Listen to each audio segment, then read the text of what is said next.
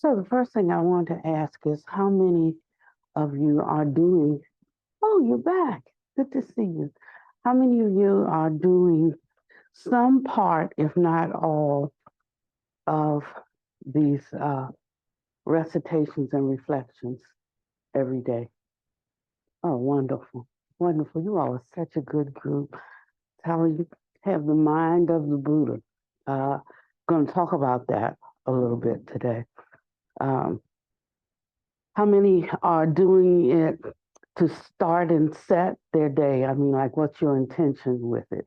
If anybody wants to speak to that, we're getting to a practice phase now. Um, and I want to tell you what the Buddha Master says about the practice of no practice. Um, so, yes, anybody want to share? Well, I have.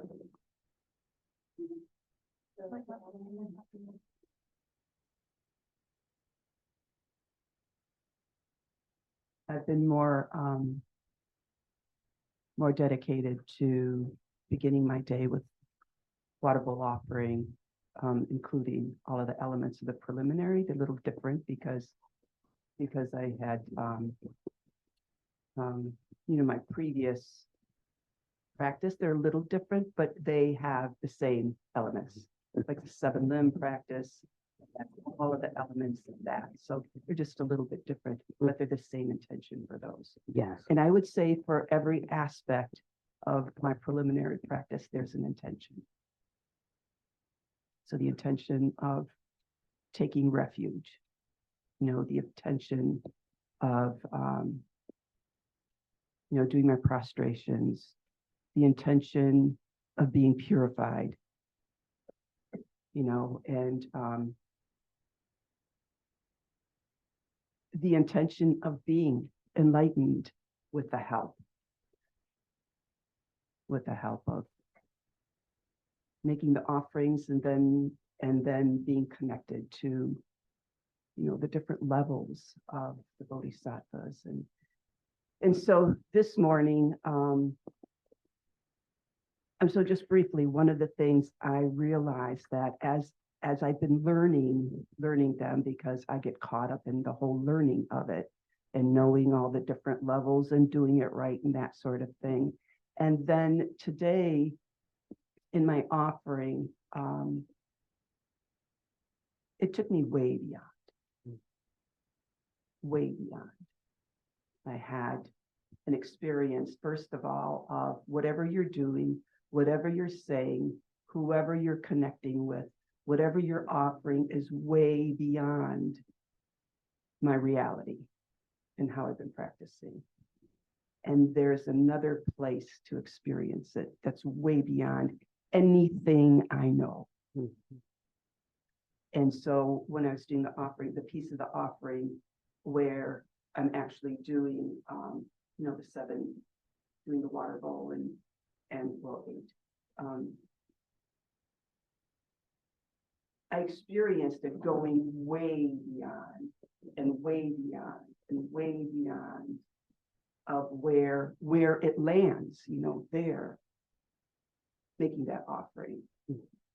And as I experienced that, I realized also that I was having an experience of less of me, kind of like a dissolving into that as well. So just a little piece of that I have today, and it's always something different. Mm-hmm. And as I have learned it and practiced it regularly, it's been taking me into another direction. And I believe it's because I have been dedicated to doing it when I get up in the morning. So when you first began doing it, and for a time we will share some of these. This is our mandala, we're all progressing together. So we'll share some of these, but in later times we will not share because, talking about rules, that's kind of like a rule, simply because it,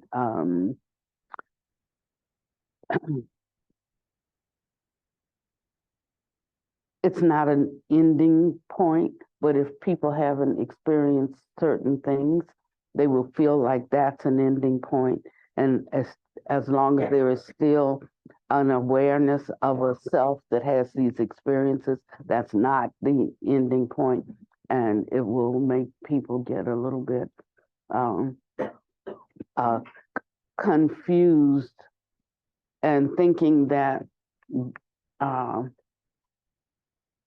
that is a level that we're craving and wanting to enter into simply because it's something we have not experienced. But as we experience it, it becomes like a very, very natural because we're experiencing it. We're not doing it. We're not making anything happen, but we become the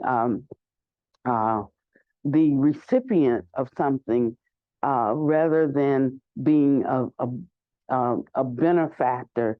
And uh, uh, we're creating the cause in the sense of us becoming one with that undifferentiated sound, you could say, and not the instigator, of it. And so once you have the experience, you know, but because of the hindrance of language that we learn in this life, in this world, to speak from I perspective, that is an individuated I perspective, it doesn't come out quite right. But I do allow it because I think it encourages people who 6 months ago, 1 month ago, 1 year ago, did not have any reference for this non-duality or non-differentiating kind of mind, which is the true mind, not our intellectual mind. Our intellectual mind is like the counterfeit. And if you don't have, it's like, I remember reading in the sutras, it talks about, and thank you for sharing that, because it lets me know um, whether the teachings are sinking in the sense of giving enough confidence to trust the process, rather than to try to create the process or control the process, that we get into a state of ease, a rhythm, if you will, that we like the inchworm just inches along, and you start to begin to trust the process. And that's when things start really happening for you in a very dynamic way that really produces the freedom from suffering, the freedom from hearing and thinking and practicing. And but first, it's like being a good reader. Before you can read, you have to learn some things. And that might not be that much fun. It's like, are we having fun yet? But it sets you up for that shift to come about. So maybe you learn the alphabet, A, B, C, D, E, F, G. That's how children learn, then you get a lot of corrections on the sound. You learn how to recognize the character with the sound that you're making, and you see the value of being able to recognize something that's not just coming off the top of your head. I mean, babies, learn to speak before they can read.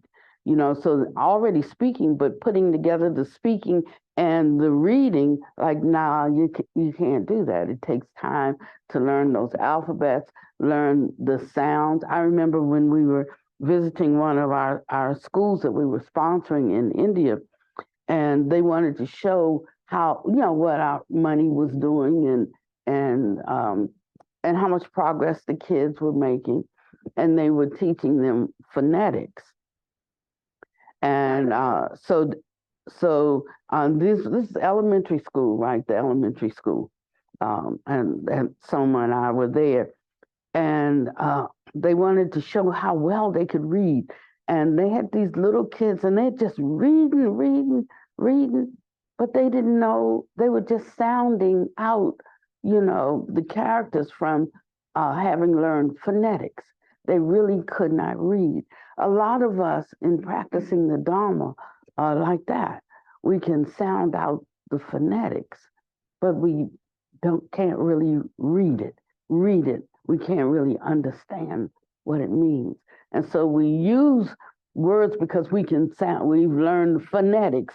We've learned to sound out the words. But in terms of being able to live in the reality of it, we don't get it. And so Buddha Master uses a method of inculcating the mind as a teaching point. I had a little dispute. It really wasn't a dispute. It was just a sharing of opinions, and with another spiritual teacher. And he says, well, I'm not sure that's what we should be doing, trying inculcating people's minds. I want the young people to think and use their own mind, you know. But there is a process by which one gets to the place that they can use their own mind. It's like I can't just pick up a book in a language that I don't know and just start reading it.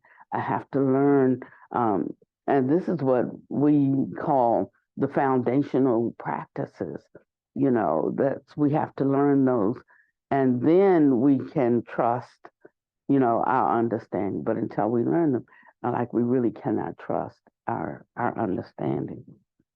So what happens with us, because we are such an intellectually oriented society, is that we start with our own reasoning, and we don't commit ourselves to taking in something and then being able to ponder it deeply. The minute we don't hear something that agrees with how we already think, we toss that out. We'll call it, cultural baggage, because that's not the way that I think, or we have some other teaching that we've received earlier that might have a lot of merit, but at the place where one is now, it's like I don't need to go back to kindergarten and learn the sounds of letters. I'm in a different place now. If I go back to that, I cannot grow. Or we may have to evaluate what we learned before in light of what has been added, and look at it again through the lens of our current karma and what we are currently putting into practice. And so you can see it all, it's all the same, worldly Dharma and Buddha Dharma, because this is our life and the stages we go through in learning things, and the stages we go through in dealing with the vicissitudes of life. I mean, that's all we have. We have the vicissitudes of life. We have the ups and the downs, the good times and the bad times, the prosperous times and the lean times, all conditioned by karma. And that's not to say that, so it's no point in trying to do anything because everything is just karma. Because even if you try to do something to rectify something else, that is creating karma, So a person can do something, they can make a mistake, and somebody will say, well, that's their karma. They deserve it, But they could also be doing something that is good, and it also carries karma. So in the process of these two ripening, simultaneously, maybe the effects of the bad won't be so bad, or maybe the prosperity of the fortunate won't be as fortunate. So it's extremely complicated, but yet this is still our life. So all Dharma has to be reviewed in within a picture of our life and what is happening to us right now. Our problem is that we are so entrenched in this life. Although we may have had, thousands of lives of minds with karma ripening, that has now manifested as this particular being. Unless we have the Dharma eye where we can see previous lifetimes, we have no reference for it. So we just clamp down on just this life. So we look to see what happened in this life that made this happen. I can't find a reason. Oh, well, then I don't believe in karma. But once one begins to awaken to other, I'll just call it other lifetimes, then one has a better understanding and trust that this particular life is not all that there is. And one will begin to feel an increasing burden first, an increasing burden of the karma. You'll feel more of the weight instead of the perplexity of why is this happening to me. You will understand almost like the hopelessness that there is if one doesn't renounce the world in the way that we normally think of this world. This life is everything, because it's not everything. It's something. It's not nothing, but it's not everything. And so what these practices do is they clear, if you will, the mental obscurations so that one has this inner conviction that there's more than just this life, or that there's more than just this life and the next life. No previous life, just the next life, right? But if we believe that there is something after this, why is it so difficult to believe that there is something before this? It's just the way our mind holds things. And so the first part of the practice is when one takes up a practice, that they follow the instructions of that practice to see whether something is true or not. And if they don't want to follow it, no point in, quote, practicing it, because the first aspect of practice is to have some belief or some faith or some, I'm giving lesser and lesser controlling words, some trust that there is something in this practice to awaken to. And if you don't do that, there's no point even doing the practices. But the gurus say that if we do the practices, it's almost like believe it and you will see it, as opposed to the attitude of show it to me and then I'll believe it.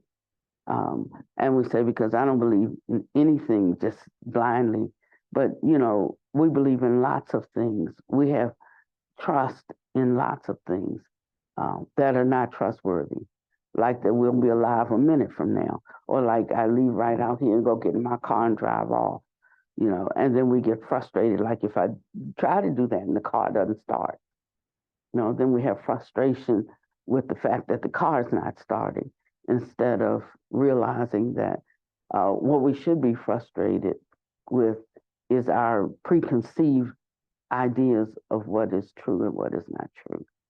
So it takes a lot for us, particularly as adults. Children are very inquisitive. They're very open. They love the mystery of things, and then checking it out and being happy when they discover something new rather than being perturbed because I already have my view is my story and I'm sticking to it. It's what happens to us as we um, continually create this kind of intellectual interaction with the world. And so we have a hard time just resting in like a non-abiding state. We have a hard time with it. So in the beginning, we have to do things that settle our mind. So that's where, your sessions will be engaged in a lot of straight thoughts or thoughts coming up or how much time has passed, these kinds of things. But when you begin to turn your mind on this is marvelous. This is the most fantastic moment, this present moment with me girding myself up. And, so it's almost like we give ourselves some kind of self-talk and we appreciate this Dharma more, begin to appreciate it more and more and more. And we start having to do less and less and less. And if we don't start to do less and less and less, we'll start to get caught up in efforting. And so there has to be the right balance. You just have to find the right balance of efforting and resting, efforting and resting. And you have to arouse just the right amount of energy. And you have to test this out and find out where that is in yourself, the right amount of energy between looking at one's faults or resting in the notion of having the same mind as the guru, the same mind as the master, the same mind as the bodhisattva, the same mind as the Buddha. And both of them are egoic, but one is egoic towards oneself. I'm good, I'm bad, and the other is egoic towards a kind of divine pride where one begins to see oneself as a holy being. Now, when one begins to see oneself as a holy being, they have that direct experience of experiencing goodness, a deep inner goodness. Then one begins to see others as holy beings. So if you can't see anybody else as a holy being, then you could know that you're on a dangerous path. And so a lot of the recitations that you do is to bring forth your goodness as opposed to and subduing your discriminating mind. And then after a while, you even if you do have a judgmental thought about someone, it will go away quickly. Either there'll be the chagrin, like, this condemnation doesn't feel good. You're just trying to get back to your authentic self, that non-judgmental self, that vast oceanic mind, that's not separate from anyone else. And we know that we are looking for that kind of connection. Everything is about connection. Whether it's wanting to connect with a love partner, whether it's wanting to connect with a sangha or a congregation of spiritual practitioners, whether it's wanting to connect with your children, whether it's wanting to, it's all about connection. And if we separate it from connection, then we just have empty words, we have an empty life, and we never realize our authentic self, our authentic nature. So as we start this new year, Buddha Master has a process, and that process is for his Chinese students, his Eastern students who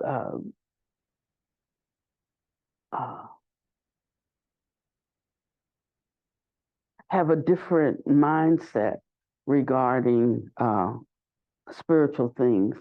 They learn from a child to do certain things. Like the first thing a baby learns how to do is to bow, you know. Um, uh, uh, they learn chants early on, you know, even before they learn academic things, or their academics are combined or groomed around certain spiritual concepts. And so they come up with this. Um, but for Westerners, it's a different kind of culture.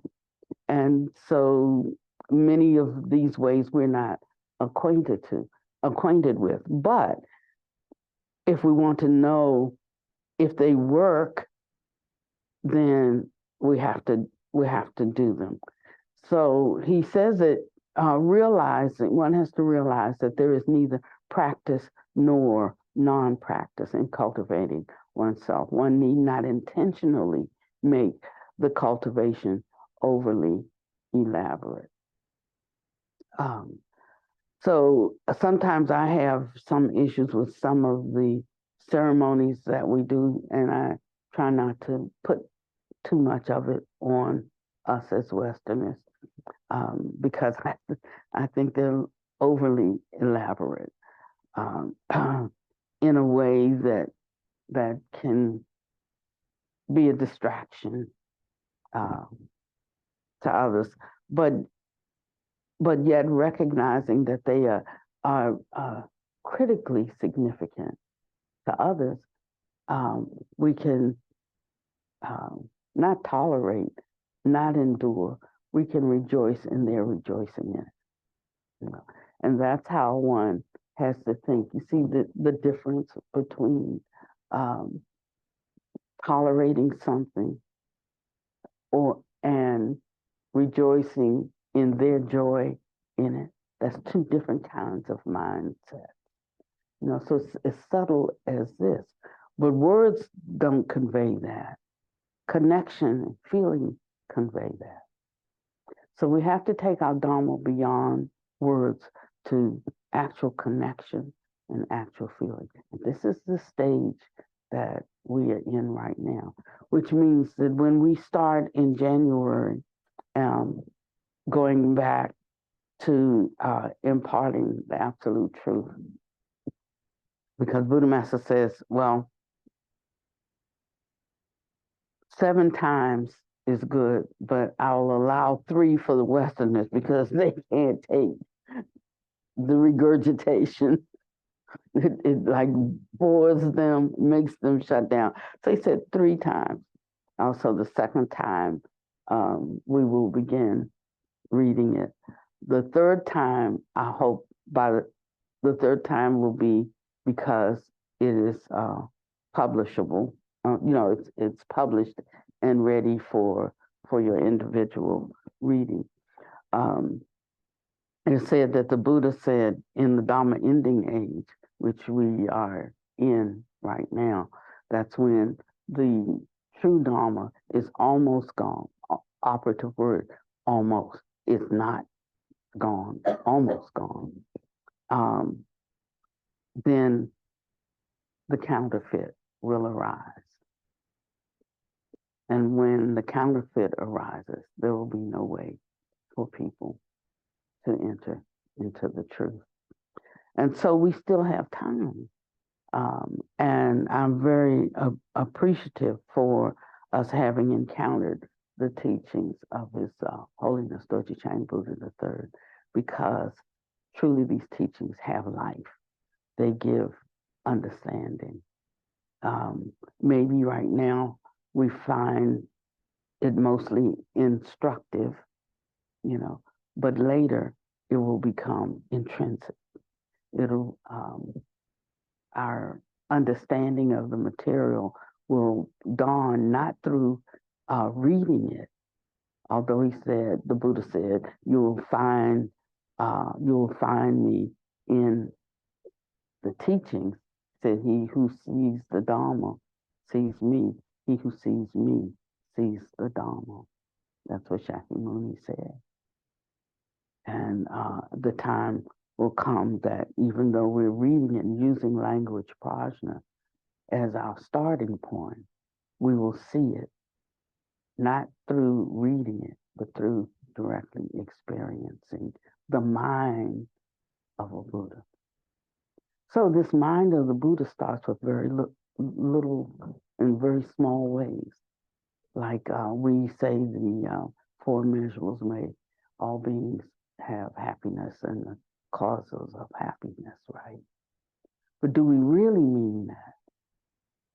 What would that look like when you're walking it out throughout the day? May all living beings have happiness and the causes of happiness, or peace and happiness and the causes. What would that look like if you really, really meant it? How many disagreements would we not have? How often could we let a person be with their peace, instead of disagreeing with them? Like, does it matter that much? I'm in ignorance and you're in ignorance. My ignorance is as great as your ignorance. We don't even really have to disagree. You can just embrace what you can understand, and I can do the same things, and we can stay peaceful with each other. I can say of a truth, I know that lesson directly, because me and Deepa and Kay are three entirely different people. We have entirely different minds, and yet we've never well, he's dead now, but when all three of us were living, we never had an argument. Never. So I don't understand it. When people every day have some contention about something, it weighs me down. I can't even be around it, because it weighs on me in a way, and it goes counter to what I'm trying to cultivate, right? Which is to choke off all bad seeds. But if I go around it, I'm watering seeds that have not arisen. You see? And so that's why we have to be careful who we hang with, where we are in our conversation, or just being physically present with how we are inside, and is this our authentic original nature? If we have it, how close are we to the root of it right now, right in this minute when I'm disagreeing? And it doesn't mean I can't disagree, but if I can't disagree agreeably, then it's better to not disagree. Just let them hold their view, and I'll hold my view. Only when we have the skillfulness to disagree agreeably, and only when that is rooted and based in the high teachings of the Dharma, and not in what we think and what we feel, unless they align with the Dharma. So you can see that many of us should spend a lot of time not speaking. Yeah, we should spend a lot of time not speaking. We should spend a lot of time listening. This is song says what goes through the ear goes to the heart. That's how children learn to speak. They listen. What comes in through the mind, what comes in through the eye, seeing things and making judgments, can fool the mind. That's how grown-ups learn to be so blind. It's known by heart. Known by heart. The Dharma must be known by heart.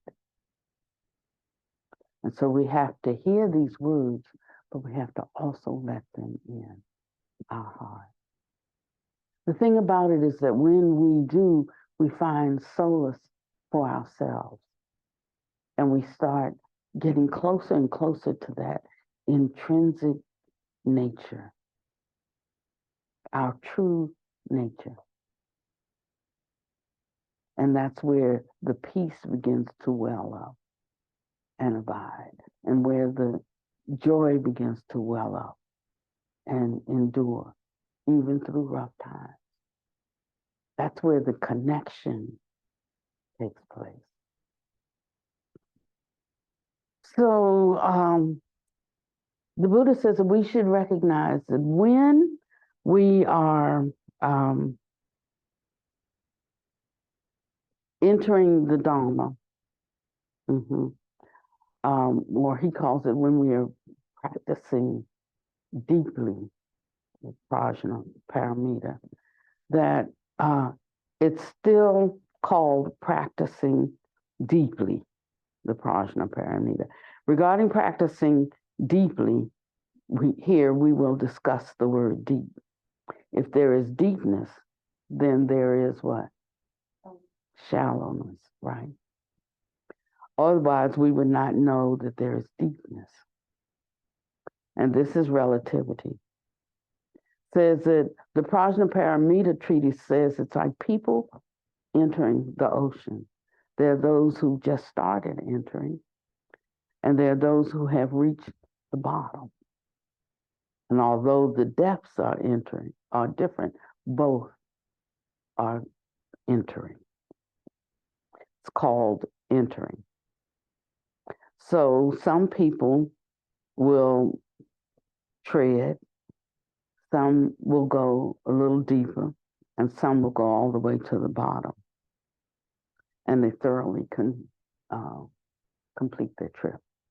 That's attaining or regaining, well, not regaining, attaining and entering into their intrinsic nature. Some people go a distance and then feel, this is really hard to get to the bottom. It's so frightening. It's chilling. These rocks or coral can scratch me. There's also whales and sharks and a multitude of other phenomena. Therefore, in the middle of their trip, they don't want to go any further. There are those who have reached the utmost bottom. In other words, they have thoroughly completed the journey. So although the depths are not the same, some treading, some going a certain distance, and some going to the bottom, all are called entering. You go into it. Even if you go into it just a little bit, it's called entering. The same is true for bodhisattvas and the Buddhas. Why are bodhisattvas and arhats classified into so many levels? Those who have gone deeply have entered deeply. Buddhas have gone completely through the great ocean, finishing the journey. This is how it is. Buddhas have gone to the most bottom point possible. Bodhisattvas have not yet ended all of the afflictive habitual tendencies, and so they have less power. Thus, they are unable to enter deeply. Deepness here refers to deeply entering the bottom characteristics of dhammas. This tells us that only Buddhas have gone to the very bottom. Bodhisattvas have not gone to the bottom. Going to the bottom of the ocean is a metaphor. Deepness here refers to deeply entering into the bottom of the characteristics of phenomena. That is, the bottom is devoid of differences. That means that after reaching perfection, there are no differences. In the middle states, there are differences. So in the beginning, we strive to just get to the middle way. But there comes a point that we have to abandon the middle way. Cannot get to the bottom. You cannot filter through all phenomena. And that's what's hard for us. Once we find the middle way. Then we get locked into stuck on the middle way. After all, didn't the Buddha say the middle way? And at a certain stage of teaching, there was, or there is, the middle way. Just as in a certain stage of being able to read, there are some preliminaries, there are some foundations, and there are some platforms that have to be built and established. But once they are built and established, then you don't keep carrying those around. You have to drop them off to go further.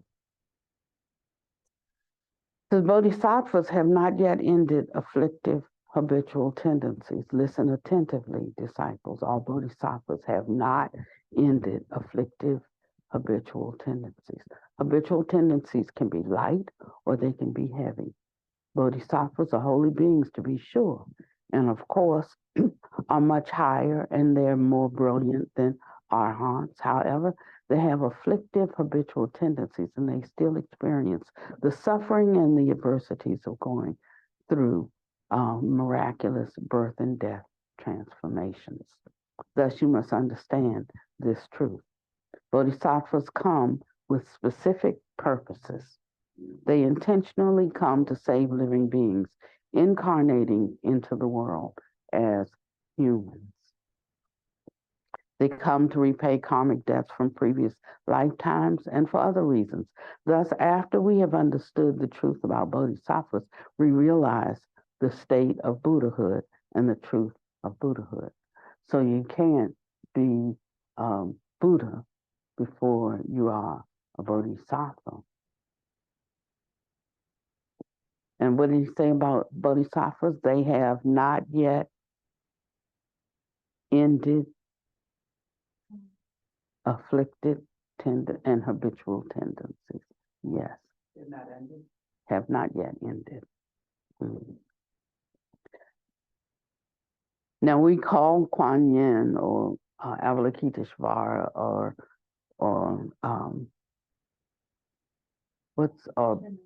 Chenrezig or Zenfa. Wait, they know not many know about Zenfa Ming.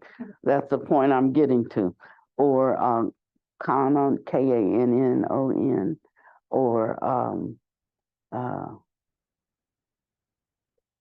and there's a couple of more names. All of those are manifestations of Zenfa Ming.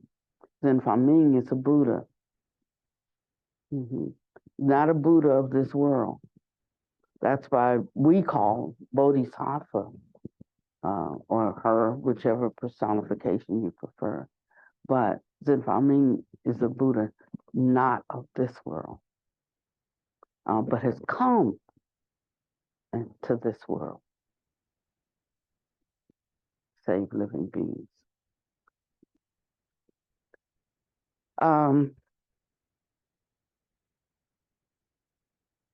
Since the characteristics of phenomena are equal, there's fundamentally no difference. However, the spiritual capacities of living beings differ from great to small due to karmic forces created over numerous lifetimes and eons. So if we don't allow space for the lifetimes and eons that we've already lived and created conditions that may ripen in this life, and particularly if one is practicing, you can bet a lot is ripening. It's getting done with, so many times every day I'll reflect on what's happening that I like, that I'm comfortable with, and what's happening that I'm not comfortable with. But rather than belly aching with what I'm not comfortable with, I see it. It's the way the mind holds it. I try to hold it as with a heart of gratitude that there is karma ripening. I know for a fact that has helped Sukha in these last few weeks. I know that because every time she has talked to me, even though she may have been overwhelmed, even though she may have been um, frustrated with some of the conditions, even though she may have felt helpless, she would say, but I know that it's karma ripening.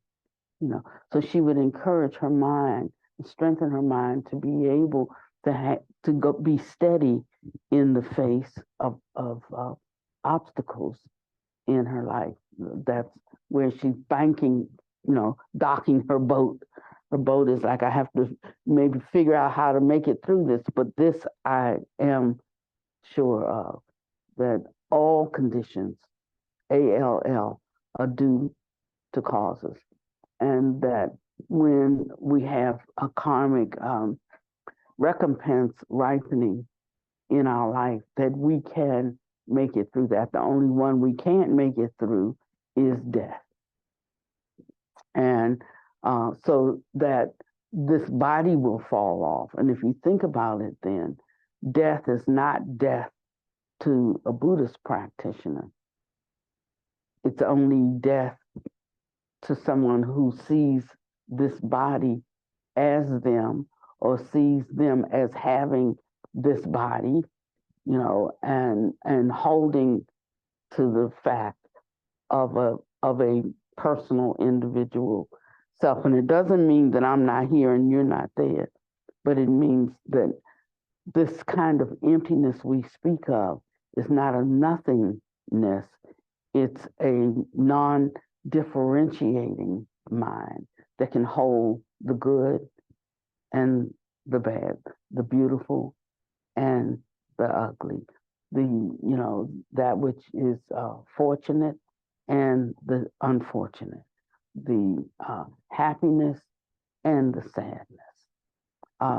And we have a role to play in the manner in which we can hold ourselves to this truth when, everything is screaming at us, or when we know where to take refuge, and we have others that we can take refuge in, rather than if I find myself sinking, where my head is not above water, dealing with some sickness that I have, or dealing with some frustration, I can only get so frustrated, because if I get beyond this level of frustration, I'm going to go down into a hole. So before that happens, that's when one should take reliance upon the triple gem, upon the Buddha, upon the Dhamma, and the Sangha.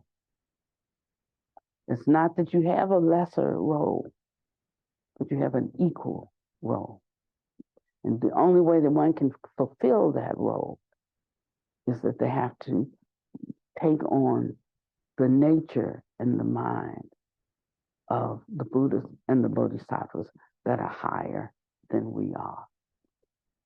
So think about the responsibility that you have the next time you want to devolve into your own bitterness, or your own anger, or your own depression, and don't be so proud that we can't call on the Buddha, on the Dhamma, or on the Sangha to buoy us. Now, that means, on the other hand, whoever says they're Sangha must truly wear the attributes of Sangha, the Sangha that's equal with the Dhamma, that's equal with the Buddha. So there's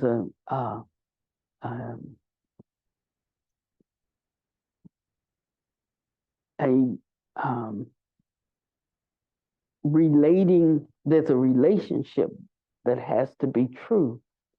One has to be trustworthy in this. And so we might need a little help stepping up into our trustworthiness. And the way we do that is by how we train our mind. So when we continually think these thoughts, may all living beings have peace and happiness, and the causes, then we need to reflect each day. This is our cultivation. How well did I do with that? Not for the sake of flagellating ourselves, but for the sake of checking in. How authentic was I today? And where we see room for improvement, so I see that. I acknowledge that. You don't have to call 5 people. You could just say, I see that in myself. I acknowledge that. And make not just the aspiration, but the effort, put forth the effort to do better. Like we have to go a little deeper. What was the harm? Oh, well, I saw her face when I said that. Her whole countenance dropped.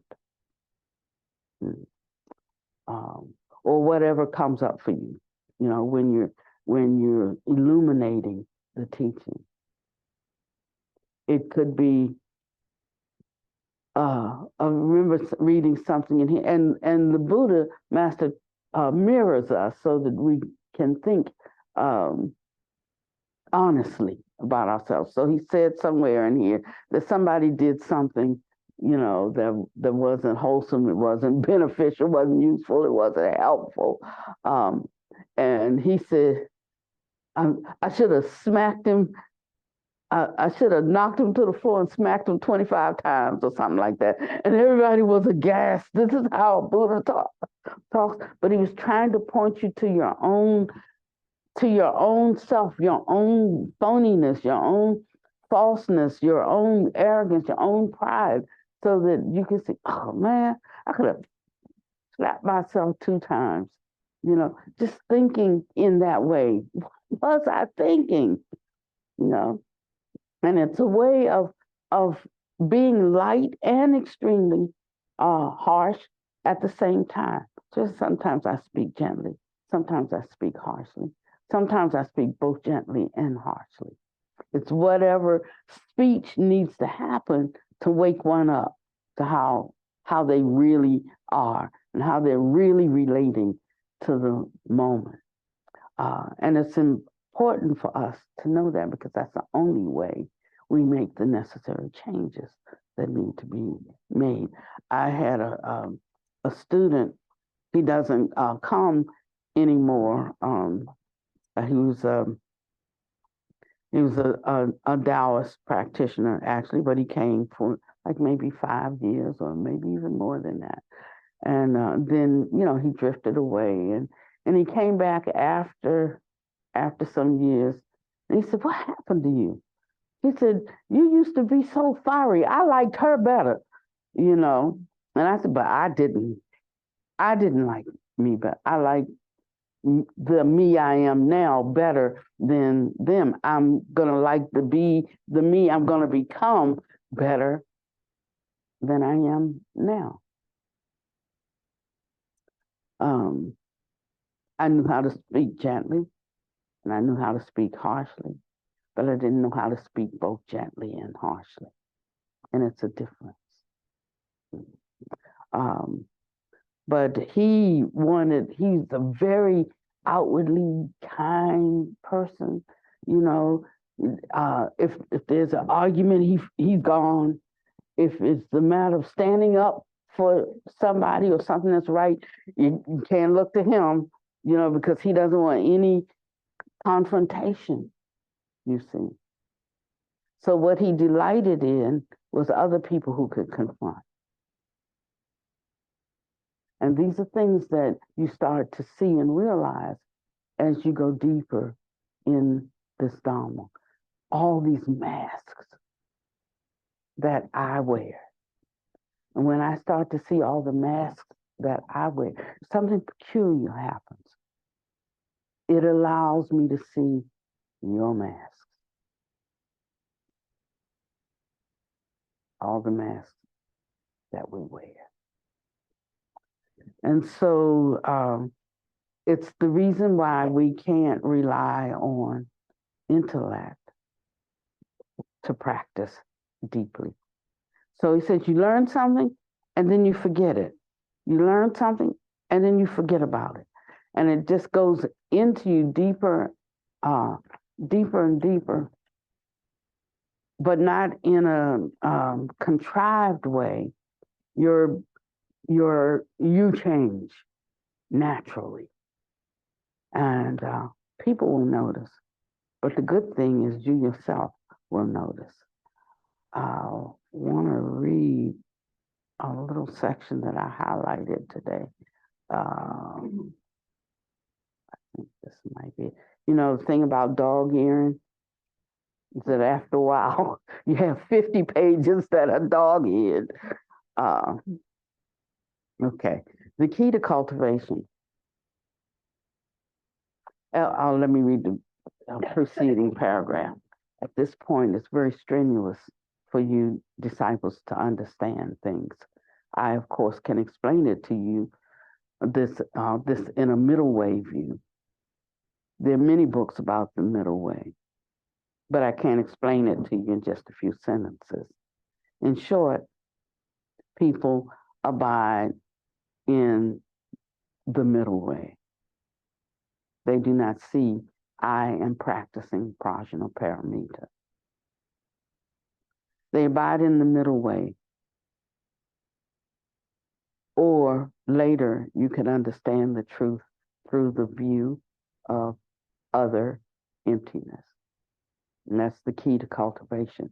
It's really that one must first totally leave behind all sorts of intelligence derived from listening and thinking, and thoroughly awaken to the emptiness of the truth.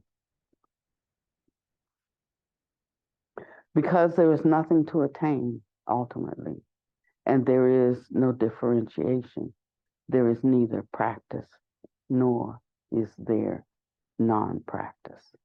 This is called true practice. This is called practicing deeply Prajnaparamita. So we have the rule, and then we come to the place of no rule. Neither practice nor practice. In order to explain the key to cultivation, one must first find the state of prajna. Then, to find the state of prajna, one must first completely leave behind what one has derived from hearing, thinking, practicing, and learning. When we first hear and think and practice and learn, we're so excited because there's something like this air of goodness that we become infused with, and it's tangible. One knows when their behavior, when their thoughts, when their speech is improving. One knows it. It's a connection that one has inside.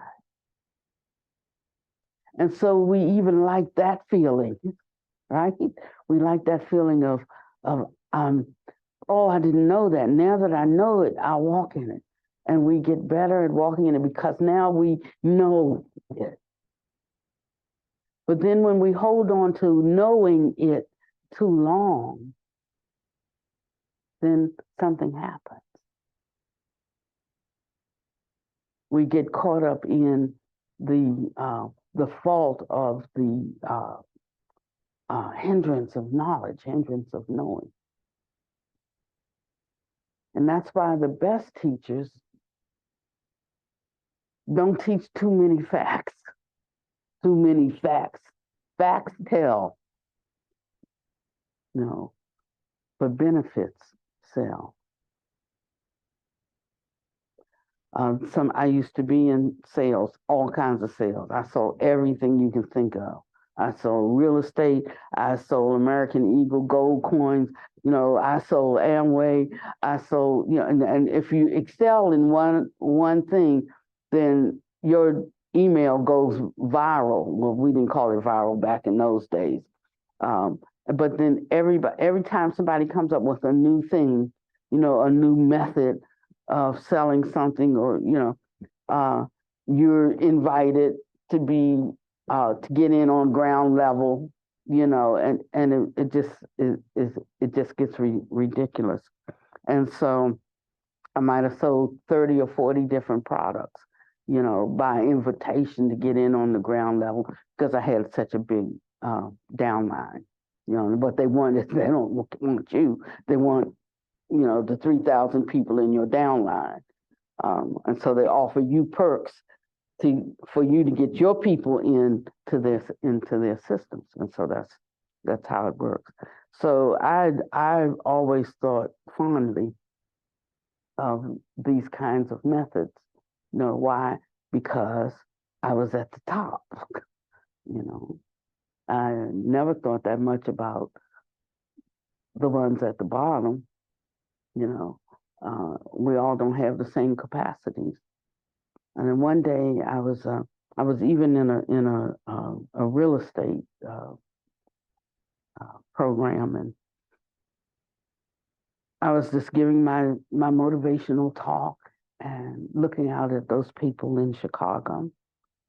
And they were all excited about the hundreds of thousands they were going to make. And I began to weep, and I had to walk off the stage because I saw something in that moment. What I knew was that 50% of those people who had paid $1,500 to come to that one-day seminar would be back in 2 months when I came back to pay another $1,500 to get pumped up over again. But I knew they did not have the capacity, the tenacity, just the full understanding of what it takes, and they didn't have it. They would not be able to do it. But yet I was selling it to them, with my own motivation. I was selling it to them. And I knew they'd be back. I went to my room and I just cried. I said, I got to give this business up. Because it touched me in a way to let me know it was not my authentic self. This was not my intrinsic nature. This was using people with maybe a skill or a gift of speech, being able to talk to them in a certain way. That's how honest we have to be, and we have to be willing to give up the benefits of those kinds of things. So whenever your heart pricks you even for an instant, pay attention. You can go the long way or you can go the short way by laying an axe to it. I found the short way is better. Yeah. And just in that surrender of the egoic self, wasn't Panurati then, the Diane selfing, just shedding that, I can take on the divine ego of the gurus, of the Buddhas, of the Bodhisattvas. And that becomes my authentic self. And that's what we're doing in all of these practices. We are awakening the authentic self. That's where your peace comes from. So at some point we learn these words, we learn these methods, but then they become, nobody that I know who could read sits there and looks at it, PR,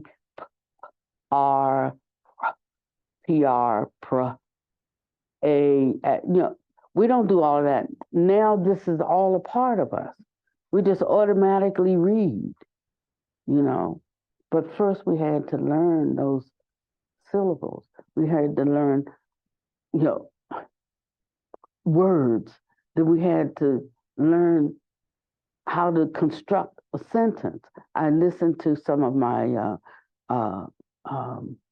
online to some of the Tibetan teachers, not so much Chinese because They keep everything really, really close. But the Tibetans are sharing a lot of the teachings. And I listen to them and how they may like speak backwards.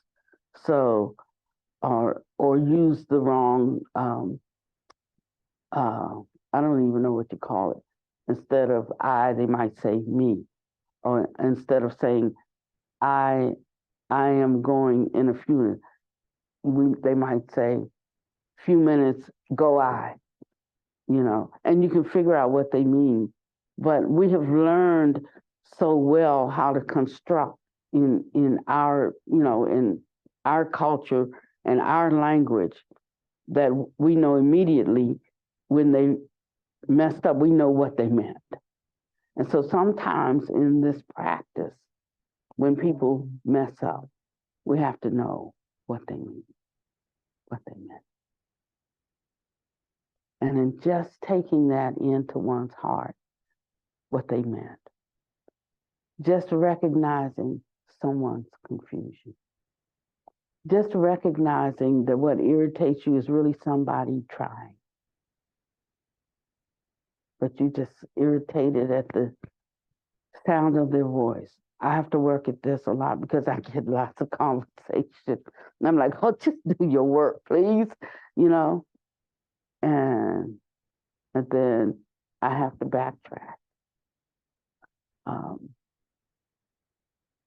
I shouldn't tell this, but I'll just tell it because I'm telling on me, not you. But when you don't hear from me right away, I'm in the just do your practice, please mode. So I'm abandoning it. This talk is for me as well as everybody. I'm abandoning it because I really want the attainment. I mean, no job, no jeffing around. I really want it because it's available to me. No point in wanting something that's not available, but if it's available, knowing that it's available, and that I have to really be authentic in what I say and what I think and what I do. Those three have to line up. The Pharisees and the Sadducees said about Jesus, we have to get rid of him because he can't be trusted because he's a man who thinks and speaks and acts in accord. So they couldn't trust him to play the game of being this way in public, this way in private, saying this to that group and this to the other group. He said he thinks and speaks and acts, united. So he's not reliable. So you can see how bad their minds were, how confused they were. Let us not be confused. Let us, and so we've been left with methods. We've been left with affirmations to say. We've been left with the tools that will help our mind to shift. And this is what's most important, using these tools.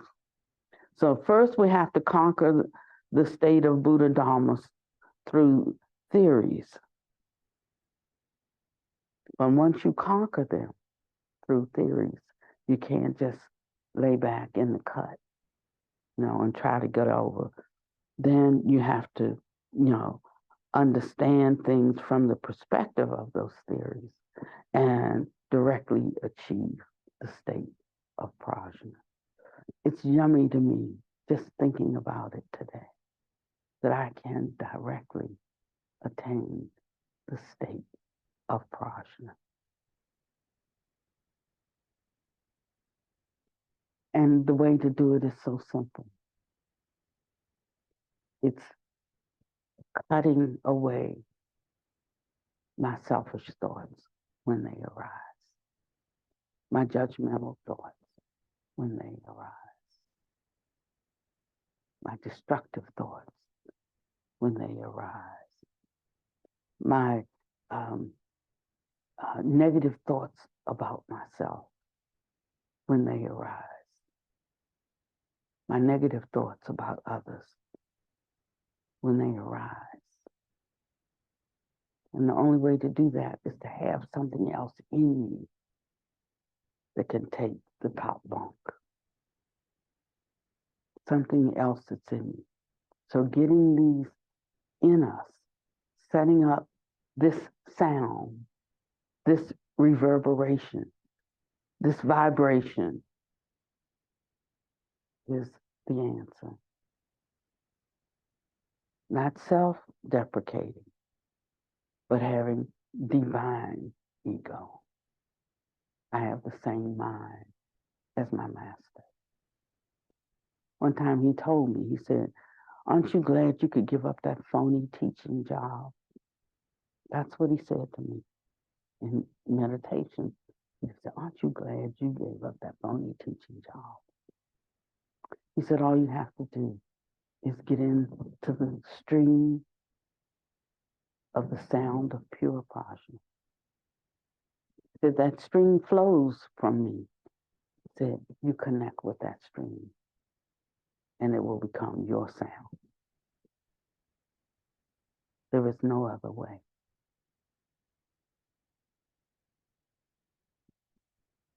So what I had planned, that was just my introduction.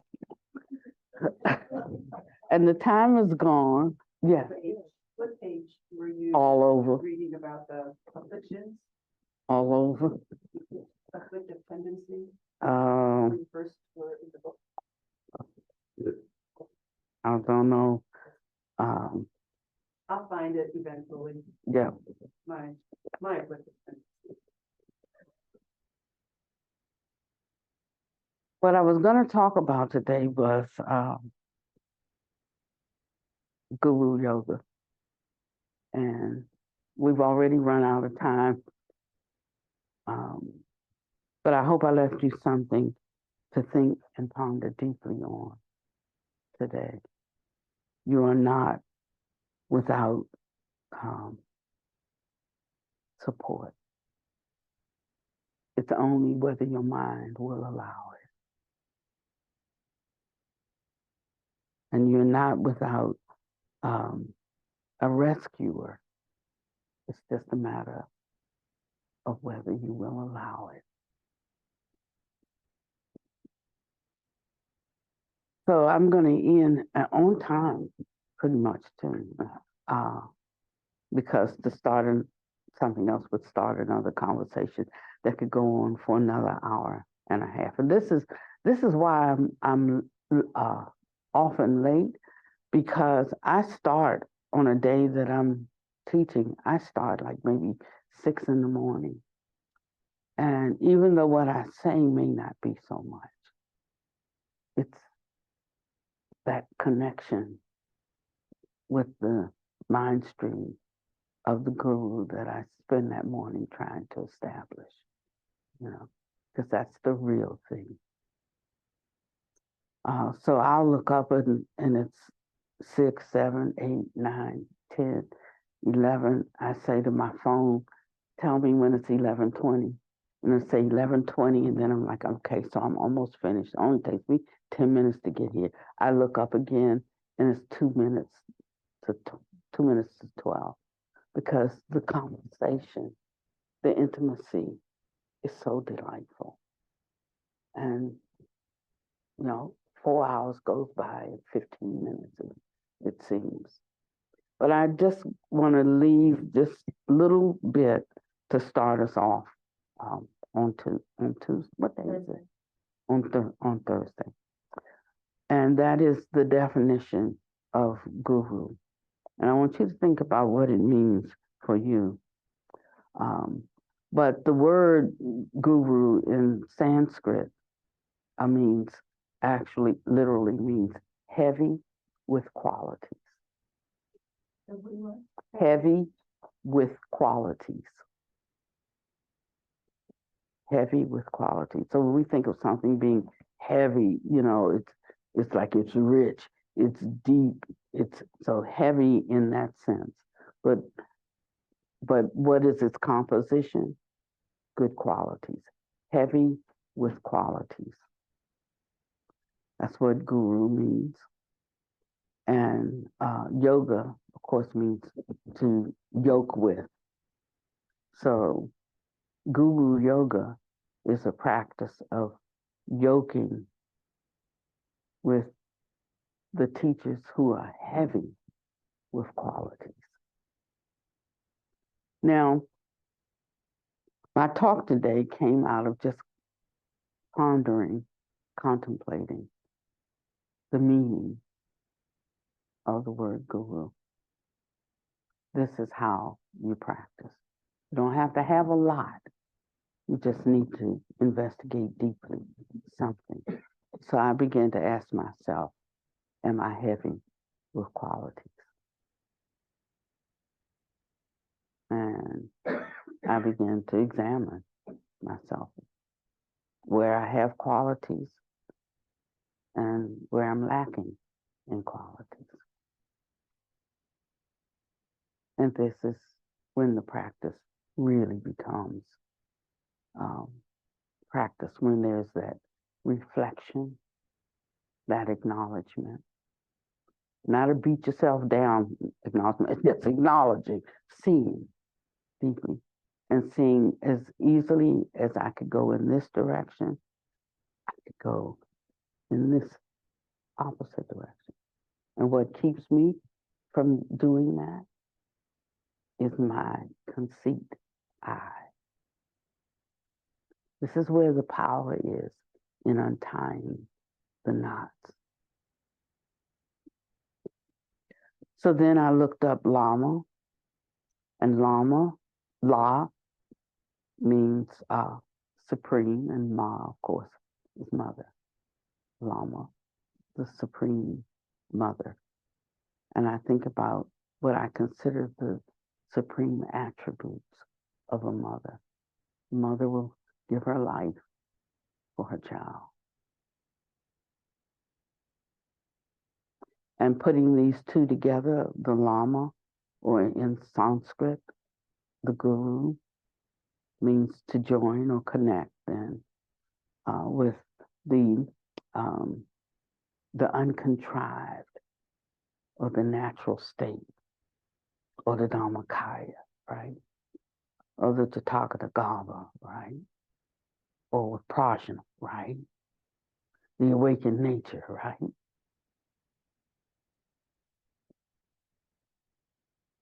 Mm-hmm. It's taking off all of our masks.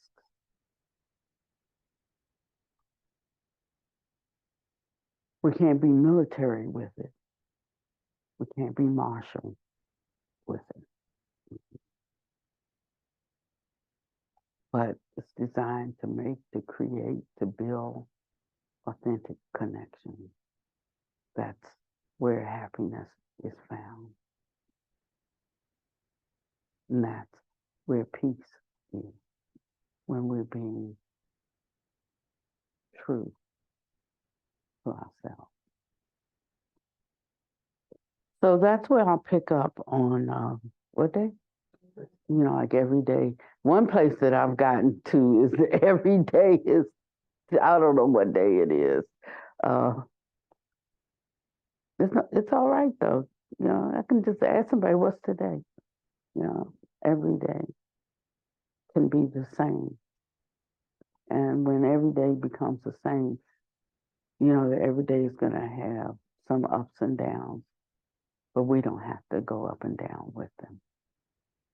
We can take refuge in the Buddha, in the Dhamma, and each other.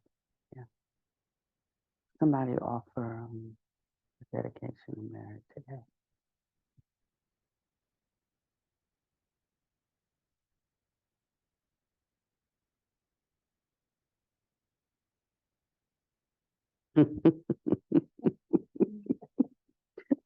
Right now, the dog is my practice. May we dedicate all to virtue and merit from us listening intently today for the benefit of all beings. May it truly go far and wide to all of our parents and reach and relieve their suffering. And may they encounter the Buddha Dharma and be liberated from the sick existence of samsara. Sadhu, sadhu.